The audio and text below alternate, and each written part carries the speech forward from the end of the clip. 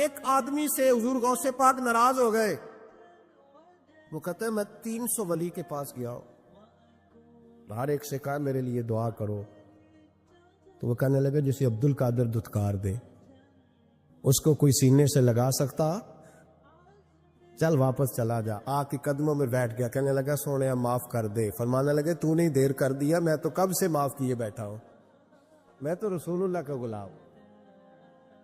فرماتے ہیں یاد رکھنا نبی کریم علیہ السلام نے فرمایا تھا جو شخص ہم سے بغض یا حسد کرے گا, یعنی اہل بیت نبوت سے جو حسد اور بغض کرے گا, تو فرمایا وہ قیامت کے دن میرے حوض کوثر پہ نہ آئے. یار عجیب بات ہے, میرے حسن سے بغض رکھے, میرے حسین سے بغض رکھے, میری فاطمہ سے بغض رکھے, میرے علی سے بغض رکھے, اور پھر یہ امید رکھے کہ میں اپنے ہاتھوں سے اسے جام کوثر پلاؤں. فرمایا وہ نہ آئے, ایسا نہ ہو کہ وہ کوثر کا جام پینے آئے اور اسے آگ کے انگارے نصیب ہو جائے. گویا رسول اللہ صلی اللہ تعالی علیہ وسلم کے خاندان سے بغض رکھنا, اہل بیت نبوت سے بغض رکھنا, اور مستدرک میں تو جو حدیث ہے وہ بڑی عجیب ہے, بڑی عجیب ہے. نبی کریم علیہ السلام نے فرمایا سن لینا, اور یہ جو حدیث ہے نا یہ میرا خیال ہے راٹ لینی چاہیے, یہ مستدرک میں موجود ہے, راٹ لینی چاہیے. میرے رسول کریم علیہ السلام نے فرمایا جو شخص بیت اللہ شریف کے ایک کونے میں اور مقام ابراہیم کے درمیان نماز پڑھے اور ہر وقت کثرت کے ساتھ روزے رکھے, یعنی عام جگہ پہ نماز نہ پڑھے, بیت اللہ شریف جا کے مقام ابراہیم پہ نماز پڑھے اور روزے بھی کثرت کے ساتھ رکھے, اور پھر حضور فرماتے میرے اہل بیت نبوت کے بغض اور دشمنی پہ مر جائے, جنت میں نہیں جائے گا, جہنم میں جائے گا. رکھے سنبھال کے اپنی نمازیں, چاہے بیت اللہ میں پڑھی ہو, رکھے سنبھال کے اپنی نمازیں, چاہے اس نے خانہ کعبہ میں ادا کی. اس لیے بریلی کے امام نے کہا تھا تیری نسل پاک میں ہے بچہ بچہ نور کا, اور تو ہے عین نور تیرا سب گھرانہ نور کا. ان سے پیار کرے. رسول اللہ کے خاندان, ایک کسی شاعر نے ایک جملہ کہا, اس نے بڑا ہی شاندار کہا, اس نے کہا عظمت آل نبی بھول نہ جانا لوگ, دیکھنا غیر کی باتوں میں نہ آنا لوگ, عظمت آل نبی بھول نہ جانا لوگ. صحابہ سے, اہل بیت سے. اور پھر نبی پاک صلی اللہ علیہ وسلم نے فرمایا عرب کے لوگوں سے بھی بغض نہ رکھنا. ترمذی میں حضور صلی اللہ تعالی علیہ وسلم نے فرمایا, گویا حضور فرما رہے ہیں میں بھی تو عربی ہوں نا, میری برادری سے, میرے قبیلے سے, میرے علاقے والوں سے بغض نہ رکھنا. حضور صلی اللہ تعالی علیہ وسلم فرمانے لگے جس نے اہل عرب سے بغض اور کدورت رکھی وہ میری شفاعت میں داخل نہیں ہوگا, میں اس کی سفارش نہیں کروں گا قیامت کے دن. جس نے اہل عرب سے بغض رکھا, دیکھیں نا وہ تو میرے رسول اللہ کا قبیلہ ہے, وہ تو نبی پاک صلی اللہ تعالی علیہ وسلم کا اہل عرب سے کبھی بھی بغض نہ رکھے, کبھی بھی. اور فرمایا اس لیے نہ ان سے بغض رکھو, اس لیے نہ بغض رکھو, فرمایا اس لیے نہ بغض رکھو کہ میں بھی عربی ہوں, اور اس لیے اہل عرب سے بغض نہ رکھو کہ قرآن مجید بھی عربی میں نازل ہوا, اور اس لیے بھی عربیوں, یہ حضور فرما رہے ہیں, فرمایا اس لیے بھی عربیوں سے بغض نہ رکھنا کہ جنت میں جب تم جاؤ گے تو اہل جنت کی زبان بھی عربی ہوگی, تو لہٰذا ان سے بغض نہ رکھو, ان سے کبھی بھی عداوت نہ رکھو. اہل عرب کے ساتھ ان کے ساتھ پیار کرو, اس لیے کہ یہ نبی کریم علیہ السلام کی قوم, ان سے محبت کرو. پھر تھوڑا آگے بڑھیں. اس میں کوئی شک نہیں کہ بہت سارے لوگوں میں بڑی خوفناک غلطیاں ہیں, لیکن ہم نے کبھی بھی دین کے عالم سے بغض نہیں رکھنا, عداوت نہیں کرنی. اس لیے کہ نبی کریم علیہ السلام نے فرمایا یا تو عالم بن جاؤ, یا علماء کے شاگرد بن جاؤ, یا علماء کے پاس بیٹھنے والے بن جاؤ, اور یا علماء سے محبت کرنے والے بن جاؤ. فرمایا پانچویں نہ بننا, یا عالم بن جاؤ, یا علماء کے شاگرد بن جاؤ, یا علماء کے پاس بیٹھنے والے بن جاؤ, یا علماء سے محبت کرنے والے بن جاؤ. فرمایا پانچویں نہ بننا, نقصان اٹھاؤ گے. پانچویں نہ بننا. پانچواں کون ہوتا ہے؟ علماء سے بغض رکھنے والا. فرمایا پانچویں نہ بننا. نقصان اٹھاؤ گے. فاضل بریلوی رحمت اللہ علیہ تو فرماتے ہیں جس نے کسی عالم سے صرف اس لیے بغض رکھا کہ وہ عالم ہے، وہ دین کا عالم ہے، تو فرماتے ہیں یہ تو ویسے ہی کفر ہے. کچھ لوگ فٹافٹ بات کر دیتے ہیں نا جی چھوڑیں جی ان کو کیا پتا، فقط اس لیے بغض رکھا کہ وہ عالم ہے، یہ تو صریحاً کفر ہے، یہ تو اس نے دین کی حدوں کو توڑا. کبھی بھی علماء کے ساتھ بغض نہ رکھے، عداوت نہ پیدا کرے. اور پھر اگلی بات کروں تو کسی نے اگر اللہ کے ولی سے بغض رکھ لیا تو معاملہ دور نکل گیا. صحیح بخاری صحیح مسلم میں ہے، نبی کریم علیہ السلام نے فرمایا، رب فرماتا ہے جس نے میرے ولی کے ساتھ دشمنی کی، میرا اس کے خلاف اعلان جنگ ہے. اس کو جنگ کرنی پڑے، یعنی اللہ کے ولی کے ساتھ اس نے عداوت رکھ لی، اللہ کے ولی کے ساتھ، فرمایا اعلان جنگ ہے اس کے خلاف. اعلیٰ حضرت فاضل بریلوی رحمۃ اللہ علیہ کے چھوٹے شہزادے بڑے کامل ولی تھے اللہ کے، یعنی ایسا شخص کہ جس کو لوگوں نے کہا کہ ان کی تو شکل بھی سرکار غوث اعظم سے ملتی، ہم شبیہ غوث اعظم کہا گیا. ایسا شخص کہ جہاں بیٹھ جائیں وہیں مجمع لگ جائے. 1.25 کروڑ آدمی حضرت کا مرید تھا، 1.25 کروڑ، اور ان مریدوں میں عام لوگ نہیں، بڑے بڑے شیخ الحدیث، شیخ القرآن، وقت کے اجلاء علماء نے آپ سے بیعت فرمائی. ایک دفعہ ایک سفر میں تھے تو ایک سیٹھ صاحب نے کہا کہ حضرت صاحب میرے گھر میں بھی رکیں. کچھ لوگوں کو یہ مسئلہ ہوتا ہے کہ دین جو آدمی بیان کر رہا ہے نا، سارے دین پہ اسی بیچارے نے عمل کرنا ہے، وہ نہ دائیں بائیں ہٹے، ہمیں آزادی ہے، ہمارا جو دل کرے گا ہم کریں گے. بھائی آپ کو دیکھنا چاہیے، وہ بیمار بھی ہو سکتا ہے، کچھ جگہ پہ مجبور بھی ہو سکتا ہے، اور کچھ جگہ پہ شریعت نے اسے گنجائش دی ہے، شریعت اسلامیہ نے گنجائش دی ہے. عالم اگر ساری رات عبادت کرے گا، اسے کرنی چاہیے، ساری رات اگر عبادت کرے گا تو مسائل دینیا کون بتائے گا؟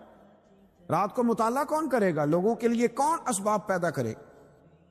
بہت سارے علماء کو بہت زیادہ سکون دینے کی ضرورت ہوتی ہے تاکہ وہ بہت سارے چیزوں سے بالکل بری ہو کر دین کے بارے میں ریسرچ کر سکیں. لیکن لوگ ہیں کہ وہ اعتراض کرتے ہیں. حضور مفتی اعظم، وہ سیٹھ صاحب کہنے لگے کہ میرا دل کرتا ہے مفتی اعظم رحمۃ اللہ علیہ میرے گھر میں رہے. شہزادہ اعلیٰ حضرت، لوگوں نے کہا حضور وہ چاہتا ہے، اللہ کے بندے دل نہیں توڑتے، نرمی ہوتی ہے نا، اور اس نرمی کی وجہ سے بھی بہت سارے لوگ اللہ والوں کو تکلیف دیتے.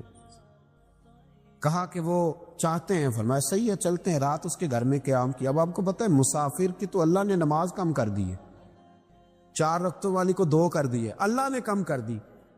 اس نے کیا کیا، حضرت نے عشاء کی نماز اس کے گھر میں پڑھی تو اس نے تہجد کے لیے بھی پانی رکھ دیا. حضرت آرام سے سوئے رہے. سحری کا وقت ہوا، فجر کی اذان ہوئی تو حضرت اٹھے، وضو فرمایا، نماز پڑھی، ناشتہ کیا، روانہ ہو گئے. اس نے شور کرنا شروع کر دیا، اتنے بڑے ولی بنے پھرتے ہیں، 1.25 کروڑ آدمی مرید ہے تو تہجد تو پڑھی نہیں.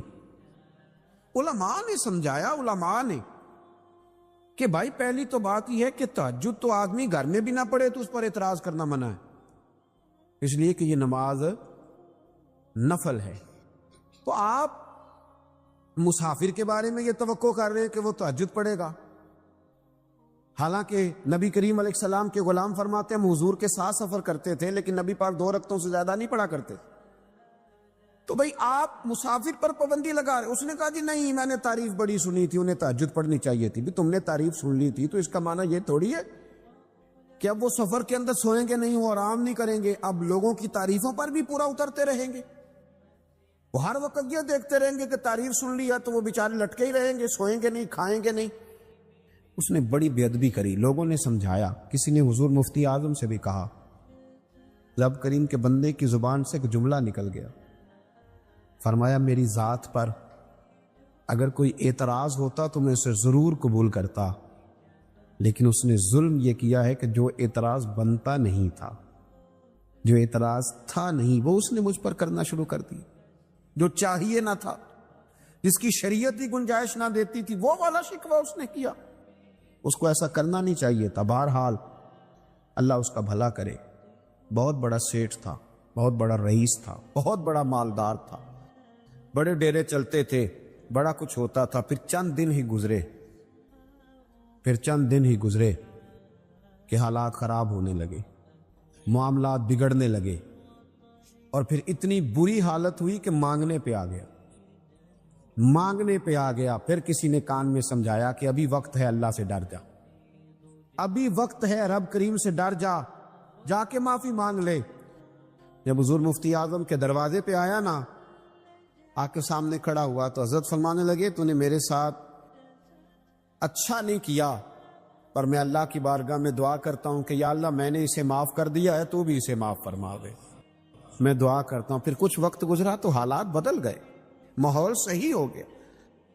کبھی بھی کسی مومن کا بغض نہ رکھے، کسی مومن کا، اور پھر اگر وہ عالم ہو، اور پھر اگر اللہ کا ولی ہو، پھر اس سے آگے بڑھ کر اگر وہ رسول اللہ کا غلام ہو، صحابی ہو، اور پھر اس سے بڑھ کر اگر اہل بیت نبوت میں لوگ شامل ہوں، اپنے دل پر پہرا لگائیں۔ یاد رکھیں کسی جگہ، کسی مقام پر بھی، کسی جگہ بھی مومن کے سینے سے کدورت اور عداوت نہیں چھلکنی چاہیے۔ مومن تو میٹھی زبان والا، کھلے دل والا، پیار والا ہوتا ہے۔ اخلاق حسنہ کی دولت اللہ نے اسے دی ہوتی ہے، وہ تو محبتیں بانٹتا ہے، اس لیے کہ محبت والے رسول کا ماننے والا ہے۔ اس امت میں نبی پاک صلی اللہ تعالی علیہ وسلم کے بعد نبی کوئی نہیں آئے گا، لیکن اس امت کا یہ اعزاز ہے کہ ولی قیامت تک اس امت میں موجود رہیں گے۔ لیکن ولی کا مطلب یہ نہیں ہے کہ جس کی تعریف اس کے مرید کر دیں، جس کی تعریف اس کے بیٹے کر دیں، جس کی تعریف اس کے عقیدت مند کر دیں، جس کی تعریف کو 10-15 لوگ کر دیں، یا میری طرح جو پگڑی بڑی باندھ لے، جو بادشاہ پہن لے، ولی ہو جاتا ہے۔ ولی کا معنی ہے دوست، اولیاء اللہ، اللہ کے دوست۔ سب سے پہلے تو یہ سمجھ لیں کہ ولی کی ترجیح اللہ رسول ہوتے ہیں، بندے نہیں۔ اولیاء اللہ میں تو ایک جماعت گزری ہے جن کو ملامتی کہا جاتا ہے۔ داتا صاحب رحمۃ اللہ علیہ نے باقاعدہ باب باندھا ہے کشف الماجوب میں۔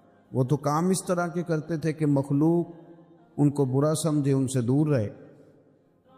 یہ جو چکر ہے نا کہ لوگ کس طرح قابو کیے جا سکتے ہیں اور کس انداز میں بندے گھیرے جا سکتے ہیں، یہ تو سرے سے مزاج ہی نہیں اولیاء کا۔ وہ تو مخلوق کے ساتھ صرف اتنا تعلق رکھنا چاہتے ہیں کہ وہ انہیں دین بتا دیں، جو پیغام ان کے ذمے ہے وہ آگے پہنچا دیں۔ اس سے زیادہ کوئی ان کا دنیا کے ساتھ کوئی تعلق۔ قرآن مجید دیکھیے نا، اللہ فرماتا ہے یجاہدون فی سبیل اللہ، اللہ کے بندے اللہ کے راستے میں جہاد کرتے ہیں۔ آپ کی توجہ نہیں ہو رہی میری بات پہ۔ اصل میں وہ جب سے مصیبت آئی ہے نا لائیو چلانے کی اور چینل بنانے کی، تو یہی کام رہ گیا، باقی سارے ختم ہو گئے۔ آپ ضرور بنائیں، پر 2-3 لوگ بنا لیں، باقی ان سے لے لیں۔ اب سارے آپ اسی کام ہی لگ جائیں گے تو میری بات کون سنے گا؟ پھر چلو اس طرح کر لیتے کہ ایک ویڈیو بنا کے آپ کو بھیج دیتے، آپ وہ دیکھ لیتے۔ آپ میری بات پہ توجہ کریں، میں نے چند ایک باتیں کرنی ہیں، اور کوئی بات لمبی نہیں کرنی، جو بہت ضروری ان میں سے بات ہوگی صرف وہ آپ سے عرض کرنی۔ وقت زیادہ کرنا مقصد نہیں، پیغام دینا مقصد ہے۔ اس پیغام کو آپ سمجھ لیں، یجاہدون فی سبیل اللہ، اللہ کے بندے اللہ کے راستے میں جہاد کرتے ہیں۔ پھر لوگ سارے تعریف نہیں کرتے، کچھ لوگ انہیں برا بھی کہتے ہیں۔ قرآن کہتا ہے وہ اللہ کے راستے میں جہاد کرتے ہیں، ولا یخافون لومۃ لائم، اور کسی برا کہنے والے کی بات کی پرواہ نہیں کرتے، چونکہ وہ کام کر رہے ہوتے ہیں۔ تو جب آپ حق بات کہتے ہیں تو بہت سارے لوگوں کے مفادات پر چوٹ بھی پڑتی۔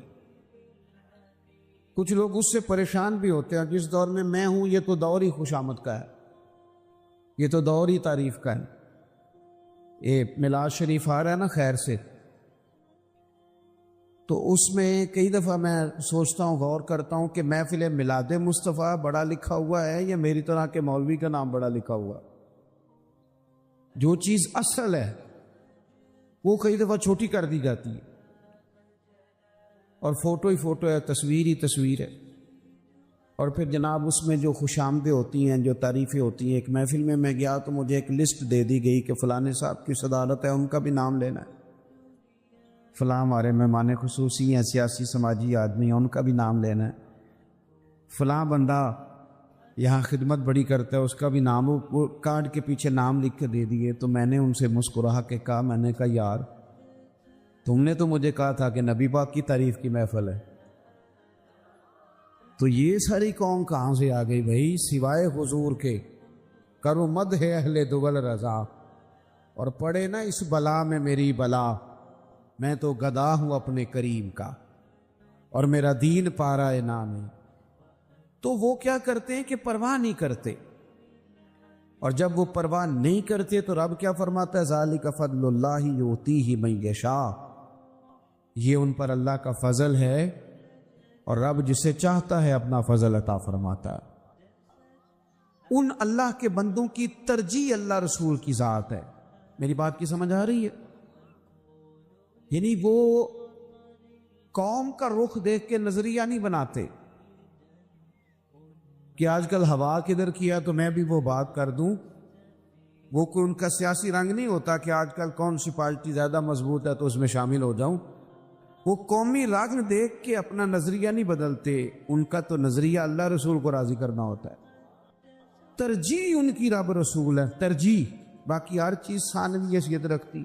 وہ دوست ہیں پر اللہ کی۔ سب سے پہلے اس بات کو سمجھ لیں، آپ کو خود بخود خوشبو آ جائے گی، آپ کسی بندے کے پاس بیٹھے پتہ چل جائے گا، کوئی لمبی بات نہیں، کوئی اس کے لیے بڑا معرفت والا ہونا ضروری نہیں، پتہ چل جائے گا بندہ دنیا دار ہے کہ دین دار ہے، آپ کو پتہ چل جائے گا۔ حضرت رومی فرمایا کرتے تھے، آپ فرماتے تھے میں نے بڑے بڑے بہترین دینی لباسوں میں دنیا دار لوگ دیکھے، اور میں نے بالکل دنیا کے لباسوں میں دیندار لوگ دیکھے۔ حضرت بہاؤالحق نقشبند بخاری رحمۃ اللہ علیہ فرماتے ہیں کہ میں نے عرفات اور منی میں ایک شخص دیکھا، اس سے پہلے میں نے دیکھا تو وہ کروڑوں کا کاروبار کر رہا تھا، تو میں نے کہا یہ تو دنیا دار ہے، اور پھر میں نے اسے بانٹتے بھی دیکھا۔ فرماتے ہیں آخر میں نے اس کے دل پہ توجہ کی تو اس کا دل ایک منٹ کے لیے بھی اللہ کی یاد سے غافل نہیں۔ شاید اسی لیے حضور نے فرمایا ہے، ترمذی شریف کی حدیث ہے، فرمایا تو سچ بول کے تجارت کر، اللہ قیامت کے دن نبیوں کے ساتھ جگہ عطا فرمائے گا۔ تو سب سے پہلے تو آپ اچھی طرح اس بات کو سمجھ لیں کہ اللہ کا ولی دوست کس کا ہوتا ہے؟ بولیے، اس نے بات اللہ رسول کی کرنی ہے، اس کی ترجیح رب رسول ہے، وہ ڈھونڈتا پھرتا ہے کہ رب راضی ہو جائے، اللہ راضی ہو جائے، اللہ راضی ہو۔ حضرت پیر میر علی شاہ صاحب رحمت اللہ تعالی علیہ کے گھر میں بیٹے کی ولادت ہوئی تو خادم دوڑتا ہوا آیا، حضور مبارک ہو، مبارک ہو، مبارک ہو، حضور مبارک ہو، مبارک۔ پیر صاحب رحمت اللہ علیہ کو وجد ہو گیا، اللہ اللہ اللہ کہتے کمرے سے باہر آ، خیر ہے کیا ہوا؟ عرض کی حضور اللہ نے آپ کو بیٹا دیا ہے۔ تو آپ فرمانے لگے اللہ تجھے جزا دے، تو نے اچھی خبر سنائی، یہ نعمت ہے اور وقت مقامی شکر کا ہے، پر جب تو مبارک مبارک پکار رہا تھا تو میرا دل وجد کر رہا تھا کہ شاید تجھے یہ خبر مل گئی ہے کہ میر علی شاہ سے اللہ راضی ہو گیا ہے۔ میں تو کچھ اور سوچنے لگا، اس لیے کہ میرے لیے 22 مبارک وہ دن ہوگا جب مجھے یہ پتہ چلے گا کہ میرا رب مجھ سے۔ تو سب سے پہلے تو یہ یاد رکھیں کہ وہ بندہ، اس کی توجہ دین ہوتی ہے، اس کی ترجیح اپنا مشن ہوتا ہے، وہ کسی دنیا کے نئے چکر میں نہیں پڑتا۔ دوسری بات بڑی ضروری، اولیاء اللہ صوفیاء یہ ہمارے عقیدے مضبوط کرتے ہیں، عقیدے کمزور نہیں کرتے۔ یہ لوگوں کو تعویذ دھاگے کے اور لوگوں کو استخارے کے اور حساب لگانے کے اور تیرا پتہ کرنے کے اور تو جو ہو جائے گا بس تیری کام تیرا، ان چکروں میں ڈال کے لوگوں کو کمزور نہیں کرتے، یہ لوگوں کے عقیدے مضبوط کرتے۔ اللہ کا بندہ عقیدہ مضبوط کرتا ہے، یہ اس طرح کی کہانی نہیں سناتے کہ جناب میرا خیال یہ ہے فلانے صحابی کے بارے میں، میرا خیال یہ ہے، یہ پکی باتیں کرتے ہیں، پکی، یہ نظریاتی طور پہ پکے لوگ ہوتے ہیں. حضرت ابو بکر صدیق سے لے کر سیدنا امیر معاویہ تک ہر ایک کے بارے میں کھرا ستھرا سونا نظریہ رکھنے والے لوگ. حضور کی اولاد کا ادب رسمن اور تقریروں میں کرنے والے نہیں، بلکہ ان کی روح کہتی ہے کہ تیری نسل پاک میں ہے بچہ بچہ نور کا، تو ہے عین نور تیرا سب گھر. پکے نظریات کے لوگ، کچی پکی باتیں نہیں، پلپلی نہیں، کوئی نئی چادر ڈال کے کوئی نئی سٹوری نہیں، وہ جس پر اکابرین نے پہلے سے مور لگا دی. ان نظریات ہمارے ہاں نا جناب، میں نے دیکھا ہے کہ جتنے یہ اہل تصوف کے پاس آنے والے لوگ ہیں نا، یہ بیچارے، ان کو بعض چیزوں میں کمزور کر دیا جاتا ہے. کمزور کرنے کے لیے تو ویسے ہی بڑی دنیا لگی ہوئی ہے، اللہ آپ کو جزا دے دی. بس میری بات سنو، یہ رات کو 4 مختلف پارٹیوں کے لوگ جو ٹی وی پہ بٹھائے جاتے ہیں نا تبصروں کے لیے، یہ بھی آپ کو کمزور کرنے کے لیے بٹھائے جاتے ہیں کہ آپ کسی ایک کو صحیح نہ سمجھ لیں. کر 4 بندے بٹھائے جاتے ہیں اور ان کی ڈیوٹی ہوتی ہے کہ ایک دوسرے کی غلطیاں بیان کرو. وہ ٹاک شو جو گھنٹے کا ہوتا ہے تو ایک دوسرے کی خامیوں کے لیے، تاکہ قوم ڈبل مائنڈڈ ہو جائے. یہی حال اب اللہ ماشاء اللہ تویز داغے والا کرتا ہے. وہ کہتا ہے تینوں کسے کچھ کیتا ہے، چل ہوں تو ساری رات سوچتا رہو کنے کیتا ہے اور لبدا رہو. بھائی یہ ڈال دیا اس چکر میں اس لیے کہ اتوار والے دن صبح 9 بجے سے عصر تک تویز دینے ہیں، تو کوئی بیماری بتائیں گے تو کوئی تویز خریدے گا نا. جب تک ڈاکٹر آپ کو کہے گا نہیں آپ بیمار ہیں تو آپ کیسے لیں گے دوا؟ جمعرات والا دن عورتوں کے لیے، اتوار والا دن مردوں کے لیے. علیحدہ علیحدہ سے اسپیشلسٹ صاحب بیٹھے. کس بزرگ کا طریقہ یہ؟ میں تعویذ کا انکار نہیں کر رہا، لیکن ہمارے بزرگ تو تدریس کرتے تھے، کتاب و سنت کی بات کرتے تھے، اللہ کی معرفت کا سبق پڑھاتے تھے، وہ لوگوں کو کمزور کرتے تھے. میں ایک بات کرنے لگا ہوں، آپ نے میری بات پہ توجہ کرنی ہے. ہمارے صوفیاء نے لکھا ہے، ایک بندے نے آ کے پیر صاحب سے کہا کہ پیر صاحب میرے گھر میں بچے نہیں ہیں، اور میں نے سارے ڈاکٹروں سے ٹیسٹ کرا لیے، حکیموں طبیبوں کو دکھا لیا، تویز دھاگے والے سارے ہو گئے، اب میں آپ کے پاس دعا کرانے آیا ہوں. تو ایک تو پیر صاحب کی ڈیوٹی ہے کہ انہوں نے دعا کرنی ہے کہ اللہ اسے اولاد دے. یہ بھی ڈیوٹی ہے ان کی، اس کو تسلی دے، دعا کرے. اور ایک بڑی ڈیوٹی ہے اس سے، وہ کیا ہے؟ وہ ڈیوٹی یہ ہے کہ پیر صاحب نے اسے اس بات سے بھی راضی کرنا ہے کہ اگر رب کی رضا یہ ہے نا کہ تیرے گھر میں اولاد نہ ہو، تو تو نے رب کی رضا پہ راضی بھی رہنا ہے. یہ بھی سب سے بڑی ڈیوٹی صوفی کی ہوتی ہے کہ اگر کوئی بندہ مصیبت میں ہے تو وہ اس کو قائل کرے کہ تو اللہ کی رضا پہ راضی ہو. یہ ذمہ بھی صوفی کا ہے کہ اس نے بندے کو مطمئن کرنا ہے کہ میاں پھر رب جس حال میں رکھتا ہے تو اس حال میں راضی رہ. یہ بھی تو ڈیوٹی ہے نا ہماری. صرف ہم نے یہی کہنا ہے کہ تیرا کام ہو جائے گا، بس ختم ہو گئی بات، 6 جمعرات پابندی سے آ. یہ انداز نہیں، اس کو قائل کرنا ہے. دیکھیے داتا صاحب کیا فرماتے ہیں. داتا گانج بخش علی اجمیری رحمۃ اللہ علیہ فرماتے ہیں، عقیدہ پکا کرنے کی بات دیکھیں.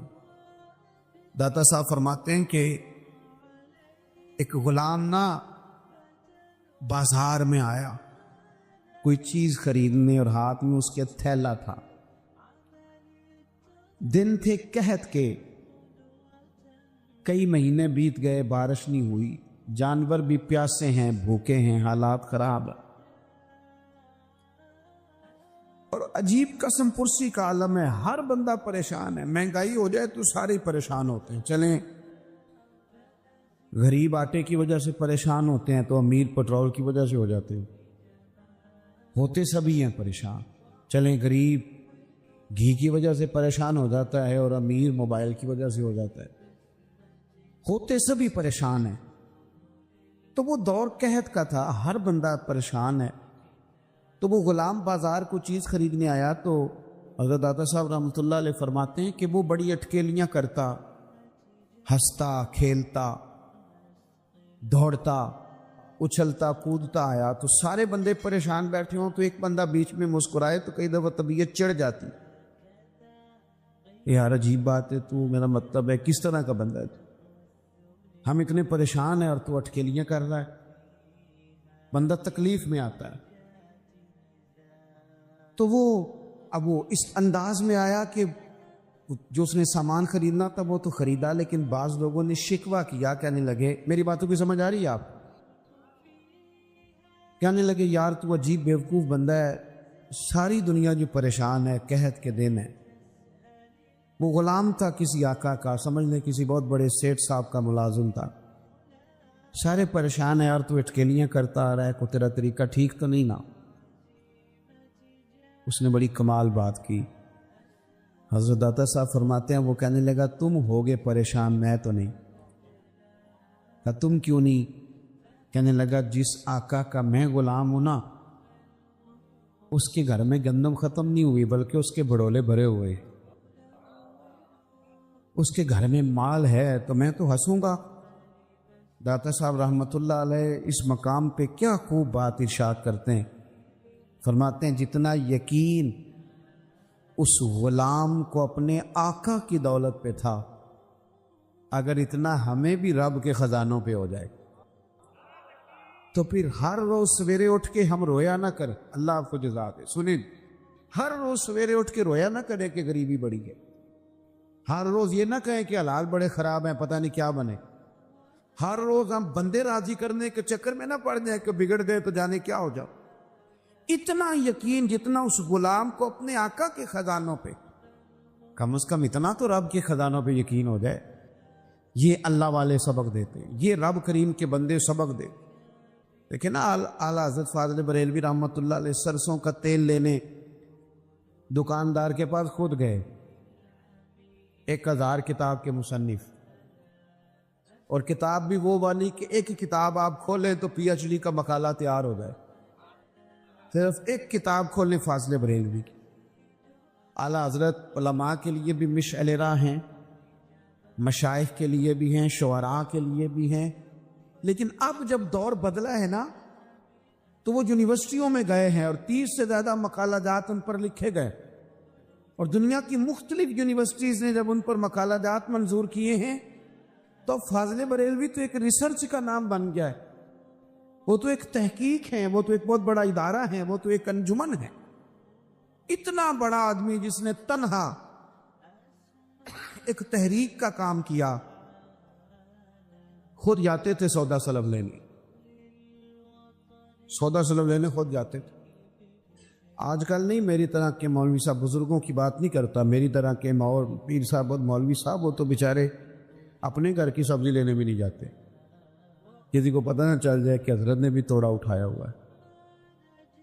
اعلیٰ حضرت خود گئے تیل لینے سرسوں کا، اور جا کر کے دکاندار سے کہا کہ یہ شیشی بوتل سرسوں کے تیل کی بھر دو. اس نے بھر دی. فرمایا کتنے پیسے؟ میری بات کی سمجھ آ رہی ہے؟ دکاندار کہنے لگا حضور ویسے تو یہ 5 آنے کی ہے، آپ ہمارے عالم ہیں، آپ 3 آنے دے گئے. تو فاضل بریلوی کے دیکھیں وہ پکی باتیں کرتے ہیں، پکی، پورے ہی 5 دیے. فرمانے لگے 2 آنے چھوڑ رہا ہے مجھے عالم سمجھ کے، تو پورے ہی 5 رکھ. میں اپنا علم 2 آنے کا نہیں بیچا کرتا. کرو مد ہے اہل دول رضا اور پڑے اس بلا میں میری بلا. میں 2 آنے میں بکنے والا نہیں، تو رکھنا اپنے پاس سنبھال. پکے عقیدے. اس دور میں جب لوگ کہہ رہے تھے کہ حضور کو علم ہے تو معاذ اللہ کتنا ہے، تو نبی کریم علیہ السلام کو اختیار ہے تو کتنا ہے، اور حضور کا خیال آئے تو کیا نماز ہوگی کہ نہیں ہوگی.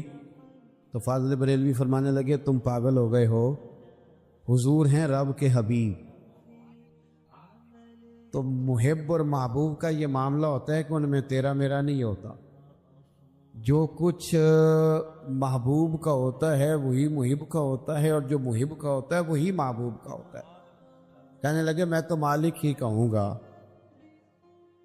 کیونکہ ہو مالک کے حبیب، یعنی محبوب و محب میں نہیں، میرا تیرا. اور پھر فرمانے لگے نادانو تم کہتے ہو کہ حضور کا خیال آئے تو نماز نہیں ہوتی. ہماری تو رائے یہ ہے کہ جب تک نبی پاک کا خیال نہ آئے تب تک نماز نہیں. تو پکی باتیں اور پختہ نظریے، پختہ، یہ ہمارے بزرگوں. تیسری بات یہ کہ ان کا تعلق علم کے ساتھ تھا. ابھی استاد بیان کر رہے تھے نا مدرسے کے، کھڑے ہوتے فوراً ہی حدیث پاک پڑھی. آپ کسی بھی عالم کے پاس جائیں گے نا، آپ ملانگ کے پاس چلے جائیں گے، آپ کو کیا کوئی کہانی سنائے گا. کسی عالم سے ملو گے نا، وہ رسول اللہ سے جوڑ دے گا، چونکہ وہ اٹھتے ہی مدینے والے کی بات چھیڑے گا، وہ حضور کی بات کرے گا، آپ کو علم کی طرف رغبت دے گا. استاد تھے تو انہوں نے دیکھیں بات بھی علم کی کہ کتنا علم حاصل. ہمارے بزرگوں کا تعلق علم کے ساتھ. داتا صاحب کی کشف المعجوب میں بھی پہلا باب علم کا ہے، پہلا باب علم کا ہے. اعلیٰ حضرت فاضل بریلوی بات علم کی ہو رہی ہے، حضرت مجدد الفسانی بات علم کی ہو رہی ہے. یہ ہمارے بزرگ علم کی بات کرتے تھے، علم کا پیغام آگے دیتے تھے، یہ علم کی طرف رغبت دیتے. اب کیا ہو رہا ہے تیزی سے. مجھے ایک دفعہ ایک صاحب نے پوچھا کہ اتنے بڑے آستانے ہوتے ہیں تو ان میں مدرسہ کیوں نہیں ہوتا؟ تو میں نے کہا اس کی ایک وجہ ہے. پیر عالم ہو تو وہ مدرسہ بناتا ہے، پیر جاہل ہو تو مدرسہ نہیں بناتا. دلیل، وہ ہمارے پنجاب سندھ میں خیبر پختونخوا میں جو پرانے وڈیرے تھے نا، وہ اپنے گاؤں میں اسکول نہیں کھلنے دیتے تھے، کھلنے نہیں دیتے تھے. اب دور بدل گیا، ایک زمانہ ایسا ہے وہ سکول نہیں بننے تھے. کیوں؟ وہ کہتے تھے کہ غریبوں کے بچے پڑھ گئے تو ہماری بھینسوں کو چارہ کون ڈالے گا. وہ نہیں پڑھنے دیتے. یہ جو پیر ہے نا ان پڑھ، اس لیے نہیں مدرسہ بناتے، انہیں پتہ ہے کہ اگر یہ پڑھ گئے تو ہمیں پیر کون مانے گا. تو یہ تو نہیں بننے دیتے، سوال ہی نہیں پیدا ہوتا.